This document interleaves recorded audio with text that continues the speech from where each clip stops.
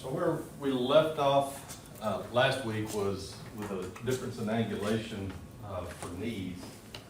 And just to kind of review that, what we're talking about there is the distance between the anterior superior iliac spine, which is a little bone that sticks out the front of the pelvis, from that distance to the tabletop.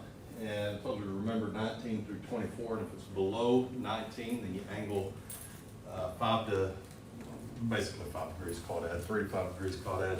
But if it's above 24, you do the exact same thing, except you're angling 3 to 5 degrees cephalad. So 19, 24, you're going to be perpendicular. You're not going to have any kind of angle on it whatsoever.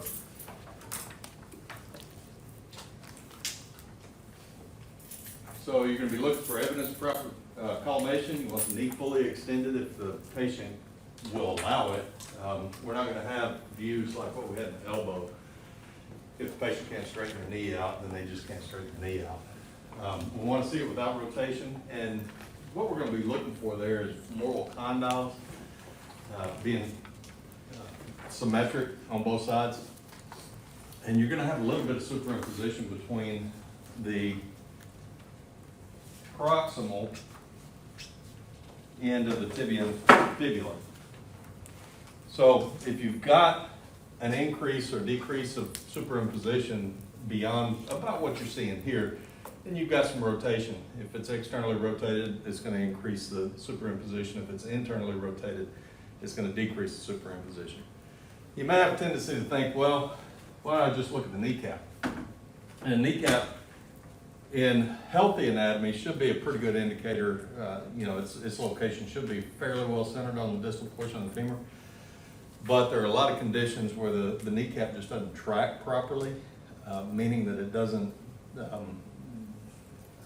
ascend and descend properly when you bend and straighten your knee. So in some patients, it's just going to be off to the side.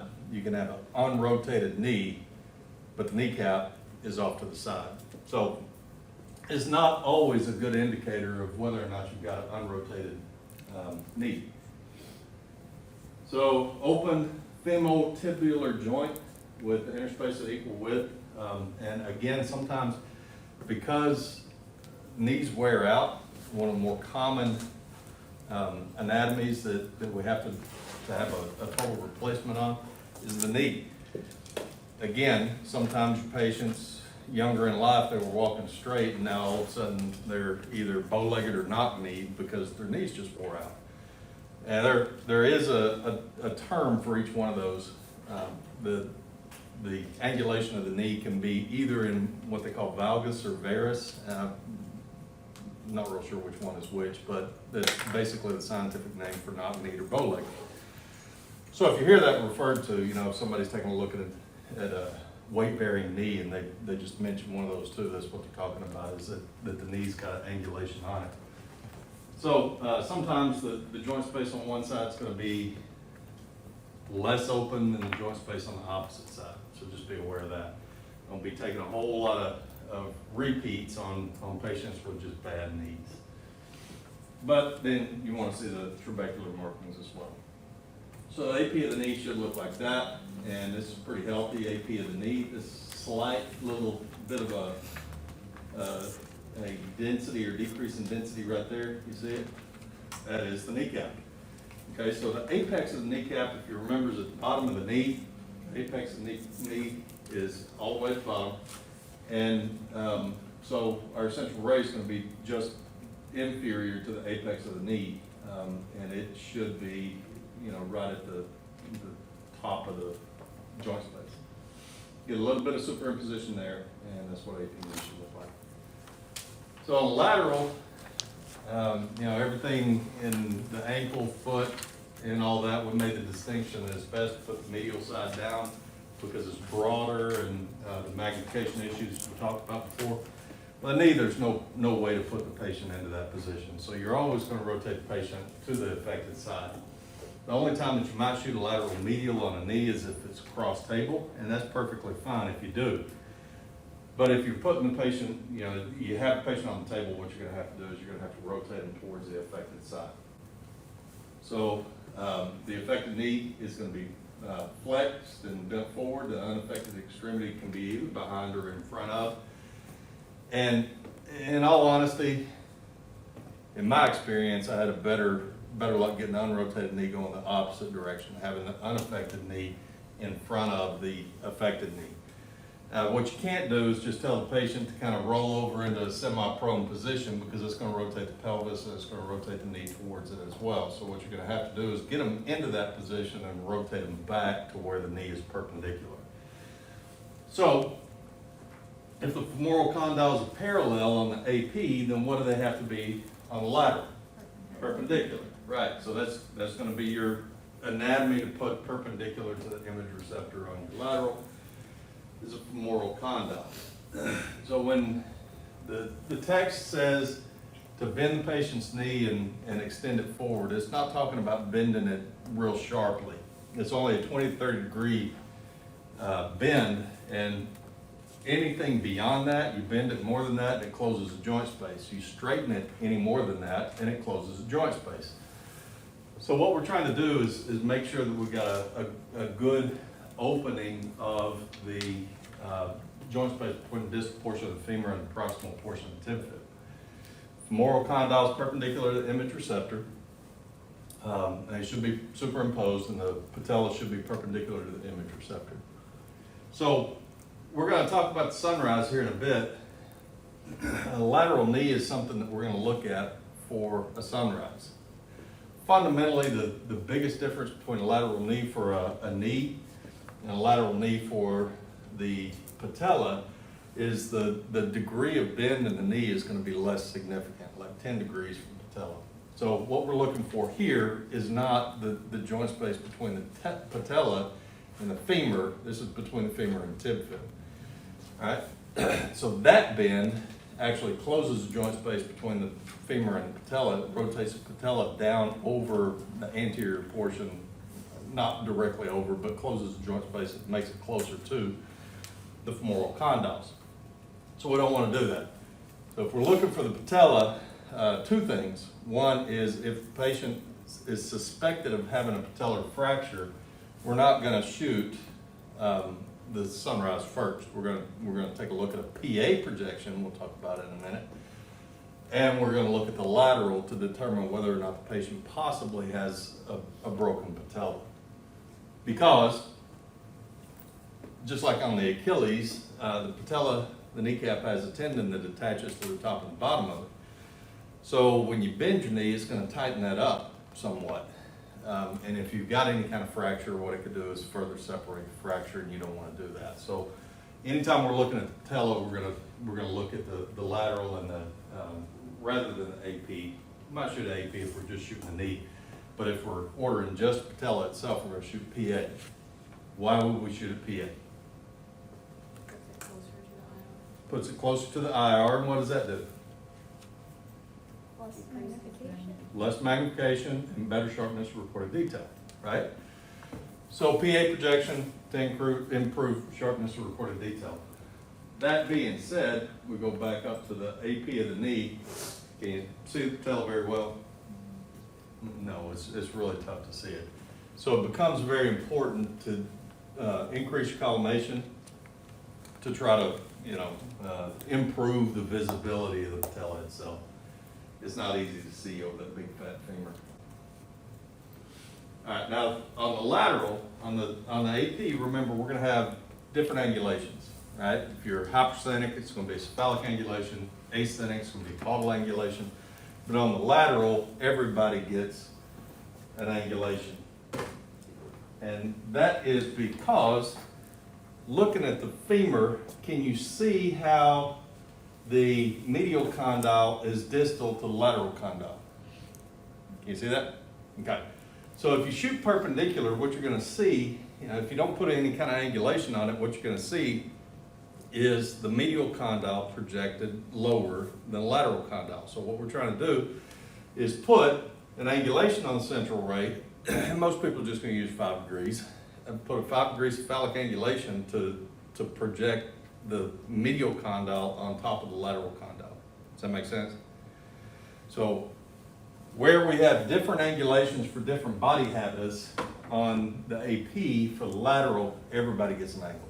Everybody gets an angle. Once in a while, you'll see somebody, they'll have a perpendicular central ray for lateral knee, and they'll say, well, it's because the patient is sthenic body habits. Should that matter? Answer is no. Everybody gets a 5-degree angulation for the lateral of the knee. All right, so again, your central ray is going to be to the level of 1 inch inferior to the patella, right through the open joint space.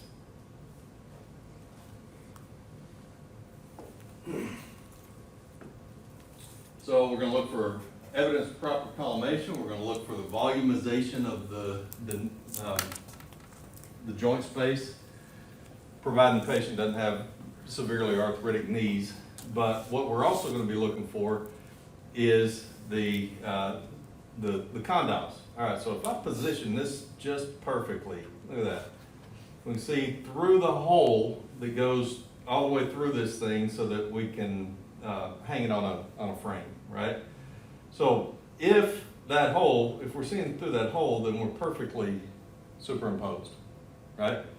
But if we're not, can you kind of see how this, in this case, it'd be the medial condyle is projected below the lateral condyle, and if I rotate it a little bit, you can really see it, okay? So that's what you're going to be looking for. Anterior to posterior rotation is going to separate them anterior to posterior. But if your angulation is wrong, what you're going to see is 2 little bumps, okay? And those are your condyles. So if you see 2 little bumps, one anterior and one posterior to the other, you've got rotation. So which way is the patient rotated? It's tough to say. It really is. They look so similar, it's tough to say. But if you got superior to inferior separation, you're going to see a bump and then another bump below that.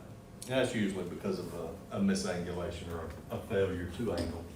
You had a sthenic patient and you forgot to put an angulation on it. Okay? So you're going to look for those things for rotation. So a good lateral knee should look like that. And even here, this is about as good of a lateral knee as you're going to get. But even here, can you see how you've got a little bit of a separation between the 2 condyles on the posterior side? Okay. That's what it'll look like. But that's not enough to really get upset about. You can see just a shadow here, shadow here, shadow here, shadow there. That's fine. What you don't want is gross separation between the 2. But that's okay. It's really, really hard to get a perfectly positioned lateral knee with no presence of rotation whatsoever. So a weight-bearing knee, just like weight-bearing feet, where we're evaluating longitudinal arch, weight-bearing knee, the patient provides the weight. You don't have to have the patient hold on to anything. The patient's weight provides the weight. Most of the time we're doing weight-bearing knees, we'll do them bilaterally so that they can compare the 2. And it's usually pre-surgery. Sometimes your equipment will have a measuring device, an external measuring device, like you may have a yardstick that is just a big piece of wood with some metal numbers on it that you may have a patient stand next to. And that provides a reference for how tall the patient should be, how long the prosthetic should be. And if they mismeasure and they put the wrong length of prosthetic, be it a hip or a knee, into the patient, then that can affect, or if they mismeasure and they cut off too much bone, that can affect the patient's walk, right? So previous department chair before me, her name was Nancy Wardlow, and she had a hip replacement, and they mismeasured just a little bit, and she was having problems with her hip. It was just all the time aching, even after she had her hip replacement. And sure enough, the prosthetic was just a little bit too short, so she had to walk around with a insert in her shoe just to make her walk straight. Pretty insignificant. That fixed her right up. But I did have a patient one time had his hip replaced, and it was so bad that the only time I ever saw him was in the ER. and it was because his hip had dislocated. And he was just driving down the road, and he reached over, hit the brake, and his hip dislocated, just popped out of joint. And he said it happens so often that when it does happen, all he has to do is lay down on the ground and roll around a little bit, pop right back in place. But he couldn't get out of the car, so EMS showed up, pulled him out of the car, put him on a backboard, wouldn't let him roll around, and he actually reduced his own fracture on the ER table. We were just sitting there, and all of a sudden we heard, he said, "That's it, it's in." He could move it just perfectly. And he was good to go, he was ready to go, but EMS wouldn't let him do that, so it cost him a hospital visit and the time and all that. So it can be significant. So know your protocols. If you're doing weight-bearing knees, make sure that you include whatever equipment the doctor might need in order to make those measurements, because it can make a big difference on the patient's outcome post-surgery. Oh, the other thing about weight-bearing knees is that, remember, all of the angulations that we're shooting are an attempt to put the central ray parallel to the tibial plateau. And when you're standing up, the tibial plateau is pretty much parallel to the floor, all right? So your central ray just needs to be horizontal. You don't need any kind of angulation on central ray for weight-bearing knees. So it's perpendicular to the image receptor. Some of your docs, and I think there's a picture in the textbook where the patient's standing up, but they've got a slight bend in the knees. Again, know your protocol. I've never worked in a hospital where the protocol was to have a patient stand with a bend in their knees. But I guess it's a thing. So central ray is horizontal, perpendicular to the image receptor, entering the same place, ½ inch below the apex of the patella. And it should look like that. Sometimes your hospital protocols are to shoot an image from the hip all the way down to the knee. All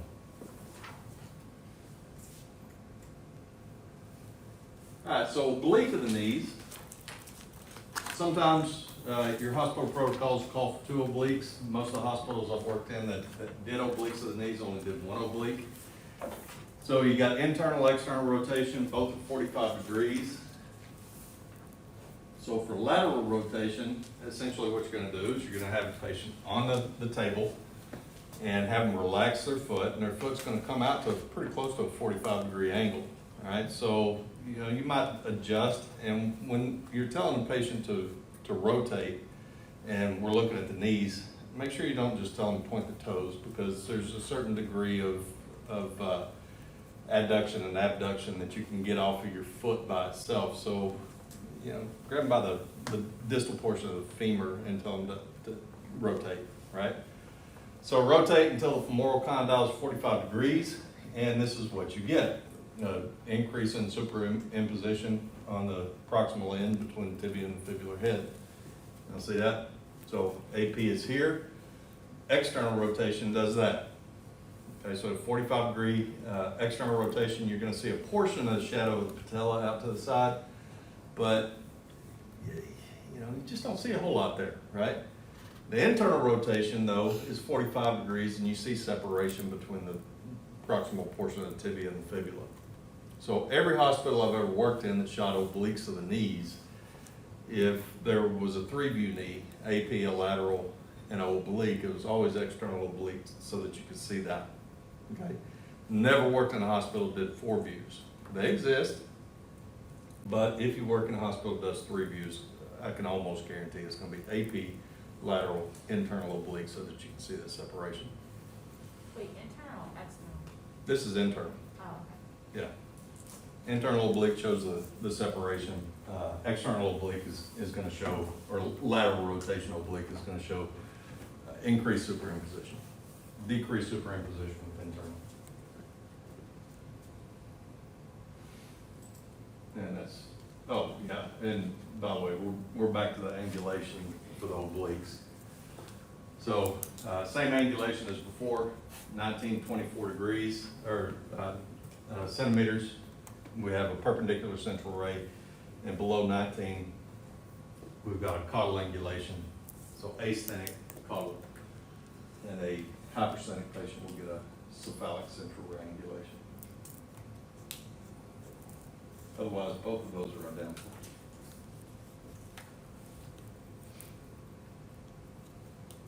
So which one is that? Well, you see the separation between the proximal end. You see a little bit of patella on the external oblique. You'll see a little bit of the patella over here, but that's what you're seeing this, or what you're doing this for, is that separation right there. Yeah, external oblique looks like that.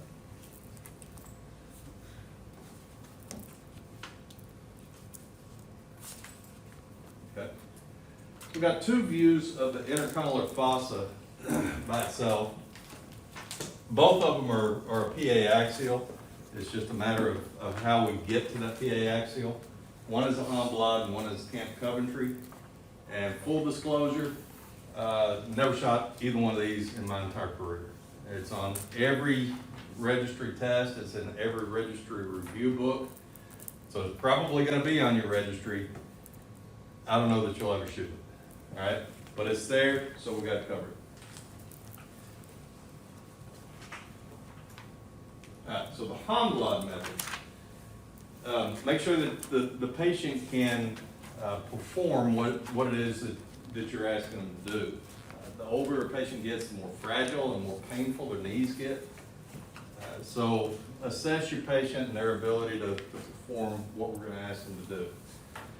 But with the Hamblad method, what we're going to have is the patient either standing with their affected knee on a stool, probably not going to do that, standing beside the table with the affected knee on the image receptor, probably not going to do that either, or having the patient on their hands and knees on the table. All right, the other two, you're going to have a problem with the patient's stability, especially in older patients. So I really don't recommend options 1 or 2. Just get the patient up on the table if you're going to do the Hamblad method. All right. So what you're going to do is you're going to have the patient on all fours, and you're going to lean them forward until the knee, the femur, is at a 70-degree angulation with the tabletop. So if the patient is truly on their hands and knees with their femur perpendicular to the table, that's 90 degrees, right? So you're going to have the patient lean forward about 20 degrees so that their femur forms about a 20-degree angulation. So instead of having the femur here, it's going to be about like that. So lean the patient forward a little bit. And what we're trying to do in doing that is we're trying to, there we go, we're trying to put the central ray more parallel and shoot right through the intercondylar fossa, through that area right there, okay? Now, if we put it perpendicular, then you've got the head of the femur and the rest of the femur possibly projected right down onto the top of it. But if we angle the patient forward, then you can see it a little bit. We go 20 degrees, not just to get that out of the way, but you've got a lot of soft tissue right there too, right? We want to get that out of the way as well, so we're going to lean the patient forward so that we can see right down through the intercondylar fossa. Okay? So that's a Hamblad method.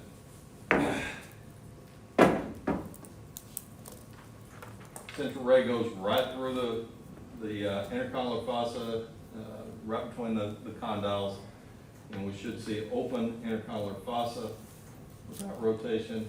And looks like we got a little bit of rotation on that, but that's what it's going to look like. It's going to look basically like an AP of the knee with a big hole. Okay.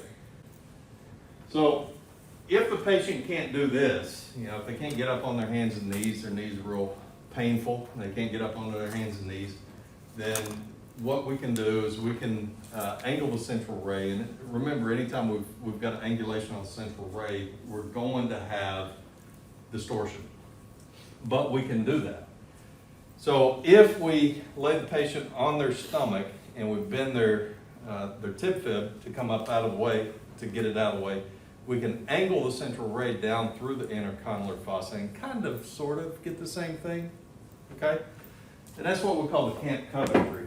But you should be able to see the difference between the Camp Coventry and the Hamblad if we look at both images. So with Camp Coventry, what we're going to do is we're going to put the patient onto the table, and if you see in the textbook, they've got the tib fib elevated.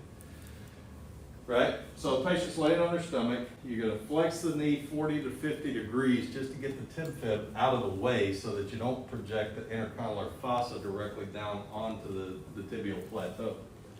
So you're gonna have to put the foot on something to keep it at that 40 to 50 degree angulation. Then your central ray is gonna be 40 to 50 degrees caught at, right through the intercondylar fossa.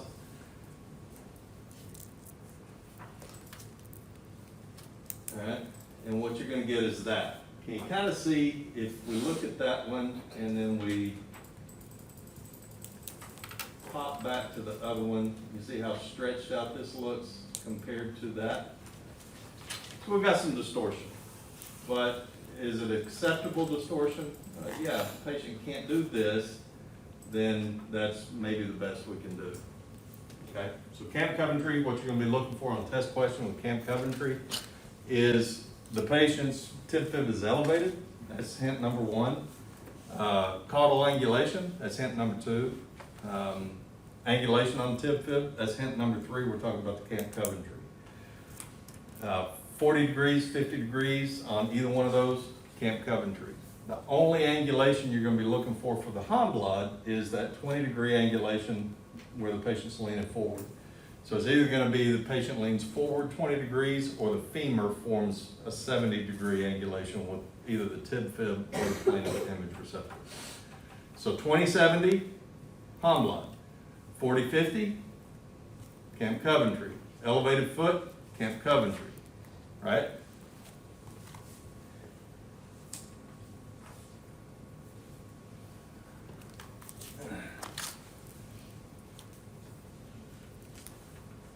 So on the patella, we talked about this some.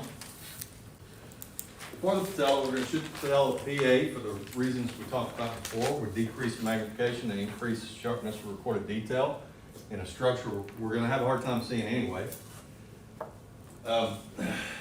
So to get the patella truly parallel to the image receptor, you might have to laterally rotate the heel a little bit.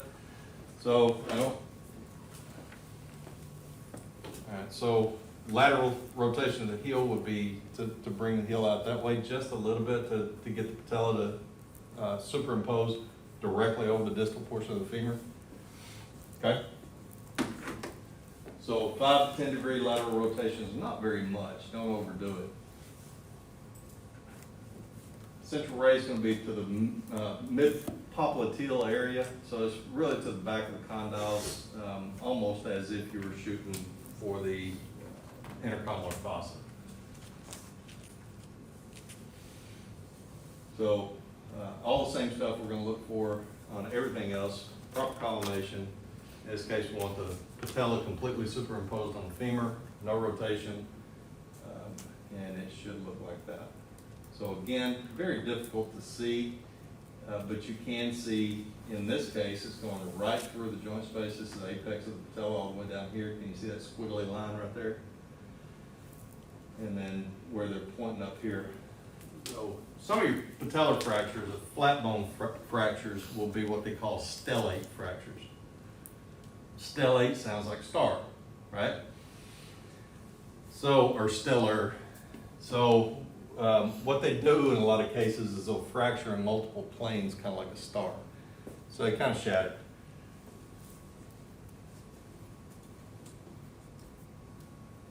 All right, so lateral patella, again, our flexion of the knee for lateral patella is only going to be 5 to 10 degrees instead of 20 to 30 degrees for the lateral of the knee. That's so that we get a good joint space between the patella and the femur. Again, we're not looking for tib fib patella, we're looking for femur. I'm sorry, we're not looking for femur and tib fib, we're looking for femur and patella. So 5 to 10 degree flexion of the knee, so it's almost fully extended. And then the other difference would be your central ray location collimation. We're just looking for the patella, so you're going to focus on the patella and you're going to collimate down to the patella itself. You don't need to include the entire knee for a lateral patella. So perpendicular central ray perpendicular to the image receptor, and it enters at the mid-patellofemoral joint space. And you could even culminate down below that. So between the PA and the lateral of the patella, we should be able to see some fracture lines. Neither one are going to be ideal, but we should be able to see some fracture lines. These you can actually shoot tabletop, or you can remove the grid and shoot into the table bucky. You don't need a grid since you're just shooting through a very small bone. For the PA, you're probably going to need a grid, but for the lateral, you could do it tabletop or without a grid. So we want to look at the PA. We definitely want to look at the lateral before we have the patient put much of a bend in the knee at all. But once in a while, you get an order for what we call a sunrise view. The sunrise and the setagast are the same view, all right? So on the test, if there's interchangeable words there, then that's fine. Understand they are the same thing. So you're going to look at the PA, you're going to look at the lateral, make sure that you don't have any kind of fractures, but especially a transverse fracture is what you're going to be looking for there.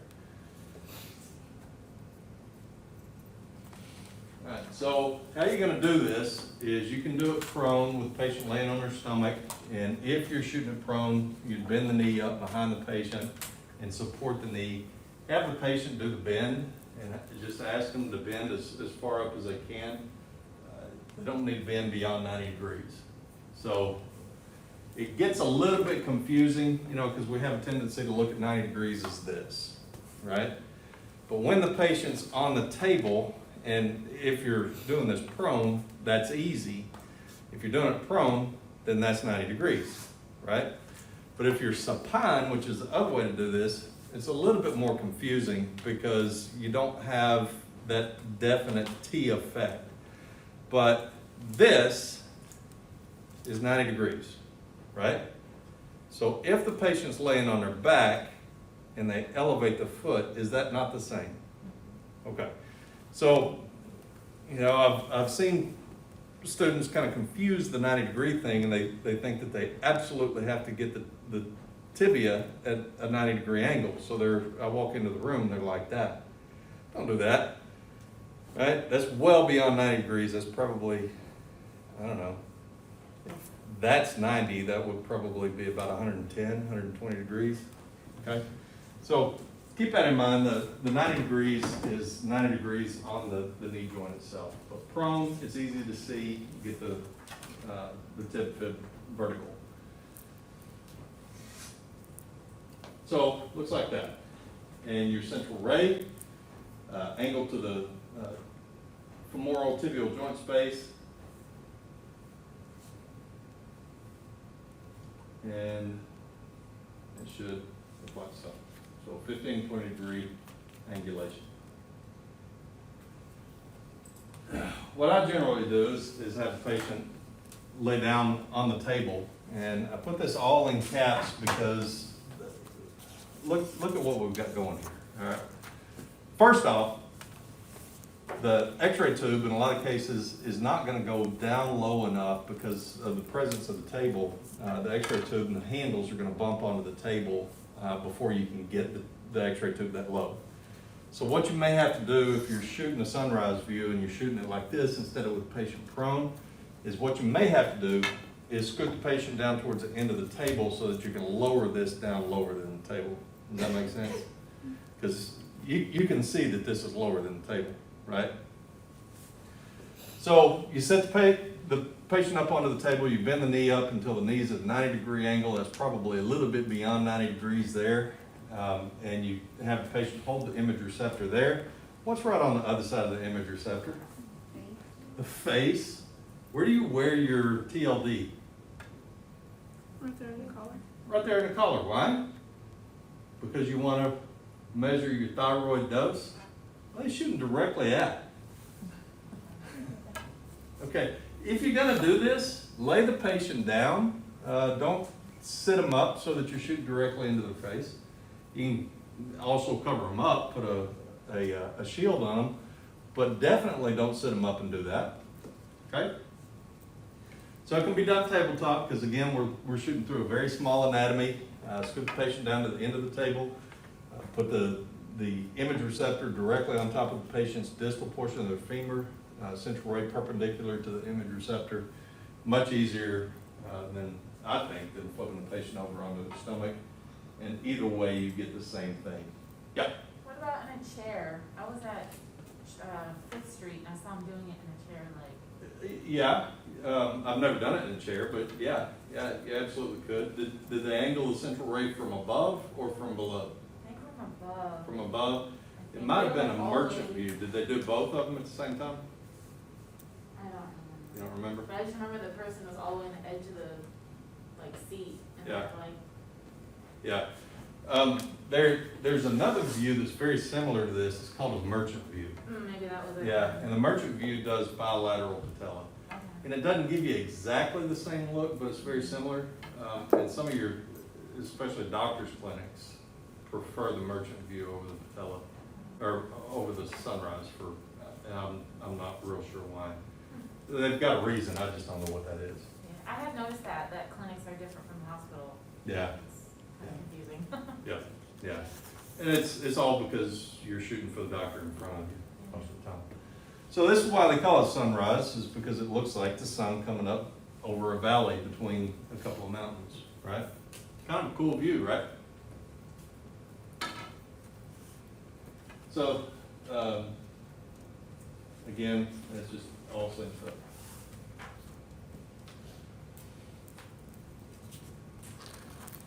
Okay, so the femur, everything that we've talked about so far, you know, you might use grid for, you might use grid for knee. You know, some hospitals, I've seen them actually not use grids routinely for knee. The general rules of thumb for grid use are 10 centimeters or above, which equates to about the size of your shoulders, size of your knees. So some hospitals may or may not use a grid for the knee. Once you get to the femur, you're gonna need a grid because the soft tissue is just too great, okay? Where we had some flexibility in positioning for a tib fib, we don't have that flexibility with a femur. On a tib fib, remember I talked about the anatomy maybe being too long for the image receptor, so you had to put it on kind of catty-cornered, going from corner to corner. On a femur, you can't do that because you have to be in a bucky. Since you're gonna be in a bucky, the only way that you can get them on their catty corner is to hang them off the table, and you're just not going to do that. So on the femur, what you're going to have to do to include the entire femur is to include an AP of the proximal, AP of the distal, lateral of the proximal, lateral of the distal. Some of your hospitals will allow you to shoot like an AP to include one joint and a lateral to include the other joint, okay? So again, know your hospital protocols. Some may want both APs, you know, AP proximal, AP distal, and lateral proximal, lateral distal. So know your protocols. The other thing is, because we've got such a big, long anatomy, and divergence of the central ray plays a part here, we're gonna need an image receptor beyond the joint space. Right, so we need to make sure that the image receptor extends 2 inches beyond the joint space on both ends. So it's not just the length of the anatomy, but it's the length of the anatomy plus 2 inches on both ends. Rotation of the femur is going to be dependent on what it is you're trying to see. Right, so if we're looking at AP, then our AP of the distal end is going to be just like the AP of the knee. And that is, we're going to put the femoral condyles parallel to the image receptor. And this doesn't really show it all that well. It's a little bit subtle and difficult to see, but if you look at the shadow, you can see it a little bit better, okay? So most of our femoral fractures are actually going to be fractures of we call them hip fractures, but it's proximal end. So it's going to be, described this last week, intertrochanteric hip fractures or fractures of the femoral neck. So that puts the femoral neck parallel to the image receptor. But look at the femoral condyles. Are they parallel? No, they're not. So If you're shooting the distal end, the AP for the distal end, what we need to do is we need to focus on positioning like a knee so that we take the femoral condyles and put them parallel to the image receptor. But if we're looking at the proximal end, what we're gonna have to do is internally rotate the toes about 15 to 20 degrees. And again, two things. One is evaluate your patient. Get a history on the patient. What did you do? What happened? Take a look at your patient. If you sit down on the floor or lay down in your bed or whatever, how is your foot oriented? You sit down, just flat on the floor, extend your legs. Is your foot all the way out to the side most of the time? No. You lay down in the bed, is it all the way out to the side? No, it's not, most likely, unless you're really, really flexible. It's probably not. It's probably going to be at an angle about like that. So look at your patient, evaluate two things. One is if their foot is all the way out to the side like that, pretty good chance they got a broken hip. Are you going to tell them to internally rotate the toes? The answer is no, you're not. So take a look at that. Also, the other thing is kind of counterintuitive. If the patient has a broken hip, they're going to have a tendency to be rotated a little bit towards that hip. To get comfortable, they'll ask somebody to put something under the opposite hip. All right? So if they're a little bit rotated towards the hip of interest, good indication they got a broken hip. If their foot is out to the side, definitely take an x-ray before you have the patient rotate the toes and see if the patient possibly has a broken hip. So don't rotate it if the patient has a broken hip. But if they don't have a broken hip, for the AP, if you're looking for the proximal end, you're going to internally rotate the toes from the femur, from the hip. Don't just tell them to point their toes, because that's what they'll do, is they'll just point their toes and the hip won't rotate at all. Internally rotate 15 to 20 degrees if they don't have a broken hip. You're going to forget that at some point, probably very early on, and you're only going to forget it once. But what you're going to get is, instead of that on a hip, you're going to get that. Because the patient's going to have a relaxed foot and it's going to be pointing out 45 degrees. And somebody's going to look at your film and they're going to tell you, go take another one. And this time internally rotate the toes. Okay, is there any world where that and that look anything alike? No. So if you get that and somebody says, this time go internally rotate the toes, what's your answer? Okay, yeah, take a look at it. And you can see that you don't see a neck, right? So you know what you did wrong. Don't argue with them, just say, okay. So internally rotate, I said 15, 20, it's 10, 15 degrees. So what you should see on the proximal end is this. They've got some sort of little calcium buildup there. Don't really know what they've got going on. Doesn't really matter. And the distal end, we've got basically the AP of the knee. This is not the same patient.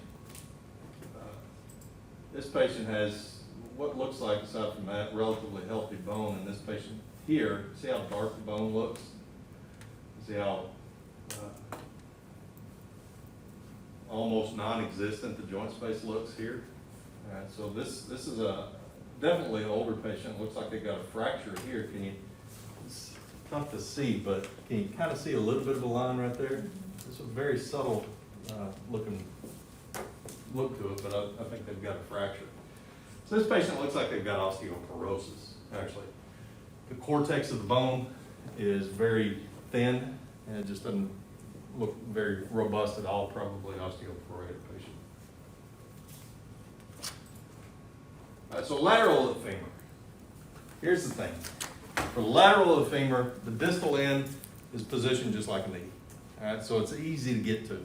But you can't get the whole thing on one image for two different reasons. One is the image receptor is not long enough, and the other is because the pelvis is here, right? So you got the ball and socket joint, and then you've got the anterior pelvic bones that extend below that. So you've got too much bone to shoot directly through.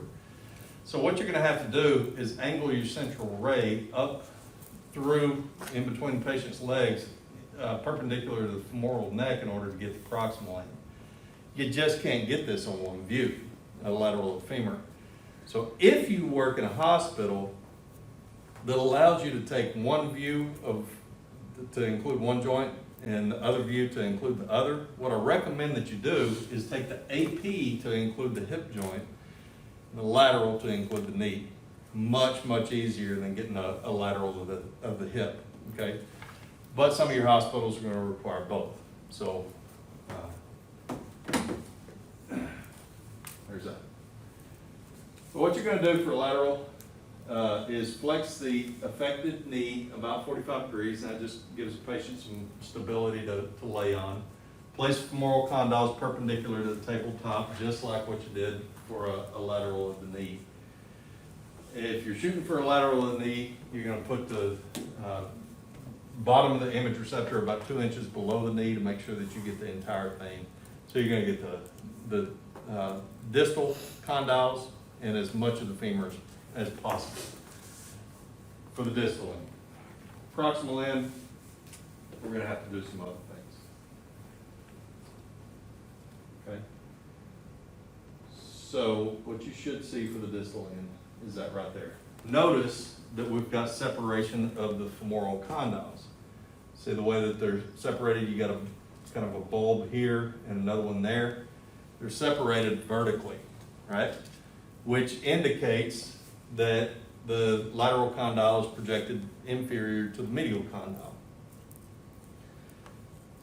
So we didn't want that on the knee, but on the femur, we're shooting perpendicular. So we got two different things. We got the natural lay of the femur where the medial condyle is distal, but we've also got divergent central ray, which effectively puts a central ray angulation on the distal end. You're gonna have that separation, okay? So you don't wanna see that on a knee, but on a femur, that's okay, right?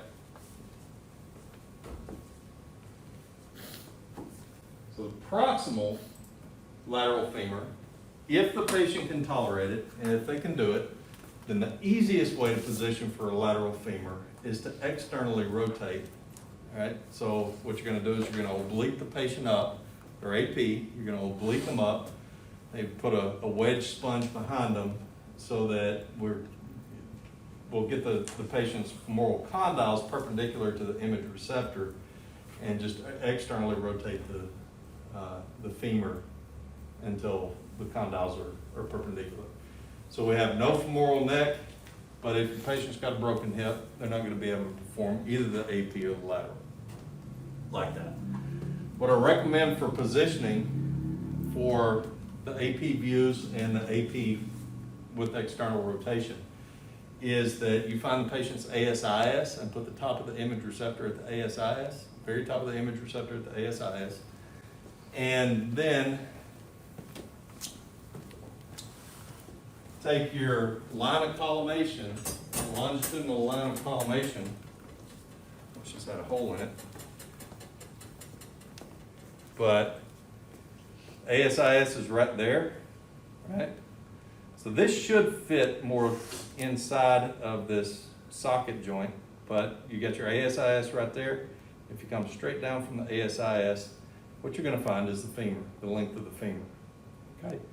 So if you put the top of the image receptor at the ASIS right here, then this longitudinal line of collimation should be parallel to your femur and directly on top of the femur. Does that make sense? Okay, so that's your centering point. When we get into hips here in a minute, they've got a very complicated description of how to find that. The easiest thing to do is just put the top of the image receptor at the ASIS, a longitudinal line of collimation coming straight down the femur, and you're gonna hit it every time. You're gonna eventually run into a hypersthenic patient, and some of these people have legs like this. And you're gonna take a look at that patient, and you're gonna say, wow, where do I center for this? You gain weight, everybody in here's gained weight and lost weight at some point in your life. Does your bony structure change at all? No. So regardless of how big the patient is, top of the image receptor at the ASIS, that longitudinal line of collimation going straight down the parallel with the anatomy, and you're gonna get a good femur, good AP of the hip, okay? Don't let the soft tissue throw you. So common leg, knee, and Femur fractures, very common mid-shaft tibial fractures. Make sure that if, you know, you got a patient on a backboard, they came in a car wreck, just assume the patient's got a compound fracture of tib fib. You know, if you get an order for a tib fib, just before you see the patient, assume that they've got a compound fracture. So what is a compound fracture? Open fracture, what is it? Sticking through the skin. Yeah, bone sticking through the skin, right. So do you think the patient might have bled? Yeah, so glove up, right? Before you even get in there, glove up. Anytime you're working a trauma, look at the backboard. The worst needle stick I ever took, and I've had two, wasn't a needle stick. It was from broken glass. So we're working trauma, and this guy was an IV drug user. And he had broken glass all over the backboard. And I think there were 7 of us got exposed to this guy that night. But, you know, they didn't clean the glass off very well, and people were just grabbing the backboard, even with gloves on. There's exchange of blood going on there, right? So look at what you're doing. Make sure that you got your gloves on, because what may happen is you might walk in and you can see the leg and you can't see any blood, and you reach up under the patient and somebody has wiped the backboard up. Now, if you don't have gloves on and you've got both of your hands up under the patient and there's blood all up under the patient, you're exposed, right? So put your gloves on anytime you have a femur fracture. So proximal tibial fracture, you'll have what they'll call a tibial plateau fracture. It involves plates and screws. Distal femur fracture also would involve plates and screws. A patellar fracture, don't see a whole lot of them, but you do see them. Mid-shaft femur fractures can be very dangerous because of the big arteries that they've got running, you know, just right there in the parallel to the femur. So a lot of different ways to fix them. This is what we call an external fixator here. External fixator, the framework that provides the stability in the fracture is sticking out of the patient's skin. So we've got these rods that go through the patient's bones, and then this thing kind of acts as an exoskeleton, kind of like a bug, until the bone heals up. Plates and screws, I've never seen a plate that long. That's crazy right there. But plates and screws in the distal portion of the tibia are very common. Tibial plateau fractures, so we got screws, plates, patellar fractures, and that's just gotta hurt. Distal femur fractures, you'll have what we call intermedullary rods, and that's what this is. They'll punch a hole in the patient's hip and just, if you've not been to surgery before, anybody not been to surgery, seen an orthopedic case? They can be a bloodletting, and this is probably the worst of them, IM rod. And it doesn't, you know, before I came to TJC, before I left Tyler and came back, that was my job, was I was working kind of a late day shift in surgery at ETMC.